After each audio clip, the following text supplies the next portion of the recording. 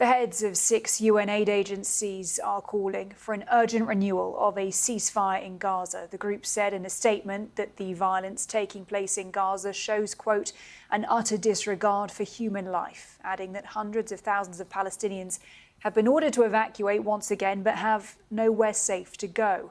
It comes as the Palestinian Red Crescent has renewed calls for an independent international investigation into Israel's killing of 15 emergency workers in southern Gaza 2 weeks ago.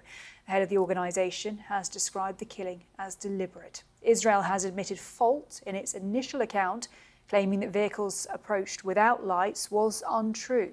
A new statement from the Israeli army says that a preliminary inquiry indicates that the troops opened fire due to a perceived threat, and 6 of the individuals killed were identified as Hamas members. Here's our international editor, Jeremy Bowen. It took a week to recover the bodies of the 15 paramedics and emergency workers killed by the Israeli army in southern Gaza. They'd been buried in a mass grave, along with their wrecked vehicles. What happened, why and how they were killed, is the latest episode in the long-running and bitter controversy about the conduct of Israel's troops in Gaza. The bodies of the dead were brought back to the nearest hospital, along with a mobile dug up from the grave containing video evidence that has forced Israel to retract its original claim that its soldiers opened fire at a suspicious convoy approaching in darkness without headlights or emergency signals. The Palestinian Red Crescent is demanding an independent investigation. The lights were on. Why they were killed? Why did you destroy the ambulances after killing them? Why did you try to dig deep and hide the ambulances? Why did you hide the bodies? Why and why?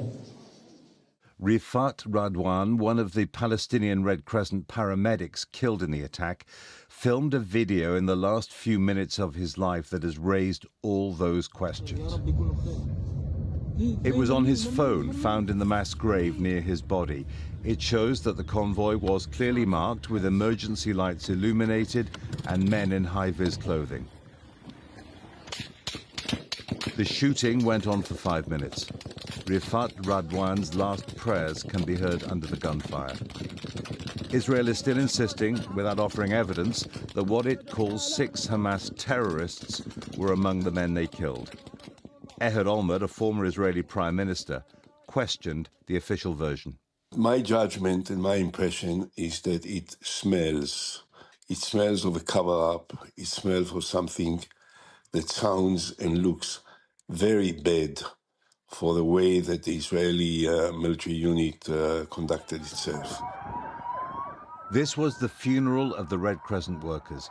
At least 408 humanitarians have been killed in this war, according to the UN in Gaza, which said today that they're witnessing acts of war that show an utter disregard for human life. Israel now admits that its soldiers made mistakes when they attacked the convoy. It consistently denies it commits war crimes in Gaza. The evidence indicates that all the warring parties have done so. Jeremy Bowen, BBC News. Let's bring in Israel's former ambassador to the United States, Michael Oren, for more. Ambassador, very good to have you with us here in the studio. I'd just like to start with the comments that we've had from 6 UN agencies today. They've been calling for a renewed ceasefire. They've said the violence in Gaza shows, in their words, a disregard for human life. And they've added that hundreds of Palestinians have been ordered to leave, but they've said they've got nowhere safe to go to.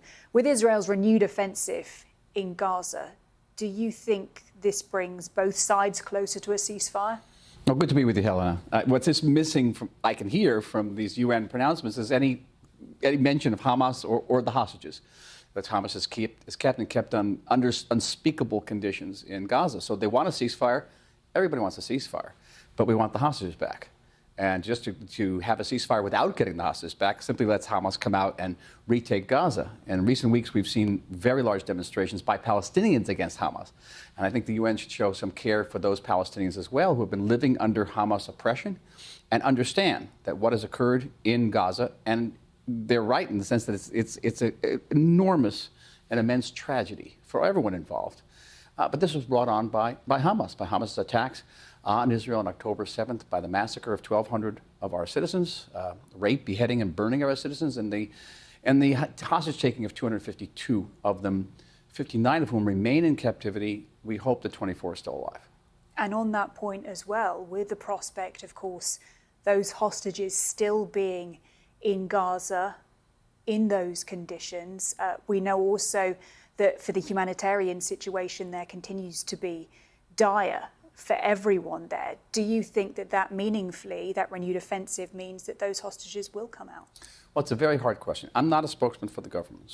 And these issues in Israel are even contentious. A large percentage of the Israeli population think that the Israeli government should go further and make more concessions to Hamas in order to get the hostages back, with the assumption that after the ceasefire, Hamas will violate the ceasefire, and then the Israeli army can go back in and take care of Hamas. That's a very large percentage of the Israeli population believes just what I just said. Having said that, the government is proceeding on the assumption that by ramping up the military pressure on Hamas, it will force them back to the negotiating table. And so far, the indications that may be working. Hamas is showing a willingness to come back and negotiate, as far as I know. And that's what on the table is an Egyptian proposal of a prolonged ceasefire, as much as 70 days, in return for something like 7 hostages alive. There's an American proposal of the envoy Steve Witkoff, which calls for a 50-day ceasefire in return for the release of 11 living hostages. This is on the table, and the fact that it's being discussed at all may indicate that the military pressure is working.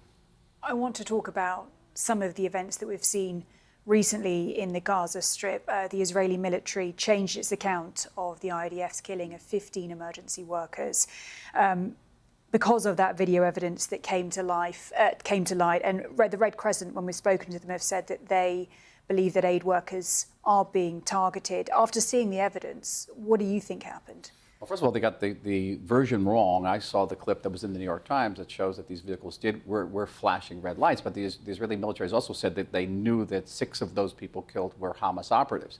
Now, Hamas has used ambulances over and over again, and used even medical personnel over and over again to disguise terrorists. None of those killed were armed. Well, they aren't, but according to the Israeli, I have to take the IDF's count into the equation here. And until disproven, the IDF has said that 6 of them were terrorists. If 6 of them were terrorists, then everything is complicit in that whole scenario. We don't know yet, and it's still being investigated. Just prior to coming on the program tonight, I called the IDF spokesman, and that was the response I got. It's still being investigated. They can't give a version until it's been investigated. Did he indicate that there would be an international investigation allowed in? No, I don't think so. And that's not been Israel's position for a long time, that we have a judicial system that's capable of judging itself and conducting that investigation. And in the past, investigations have been conducted in cases where aid workers have been killed. And keep in mind that we're dealing in a war situation, and I've been in situations like this, where it's intensely confusing and very frightening. About 20% of all of our casualties, our military casualties, are caused by friendly fire. We've shot our own people by accident. In this never mind other people. Fog of war, we have seen the highest level of aid worker casualties in 2024 in any conflict. Why would Israel be resistant to allow international observers in if that is the situation? I think that it's not. First of all, I don't know if that's correct about the aid workers, but let's assume that it is, that there's a disproportionate number of aid workers. Aid workers are operating in a war zone, and in a war zone there are dangers. Especially in a war zone, they are protected with banners such as the Red Crescent, the Red Cross, international humanitarian law. In a previous war, I was in a convoy in broad daylight with banners, Israeli banners, and we were bombed by Israeli jets. I think I've probably seen more Israelis killed by Israeli forces than enemy. So this happens in war. War is tremendously confusing. And yes, every army, including the Israeli army, could always do more to minimize the dangers to international workers.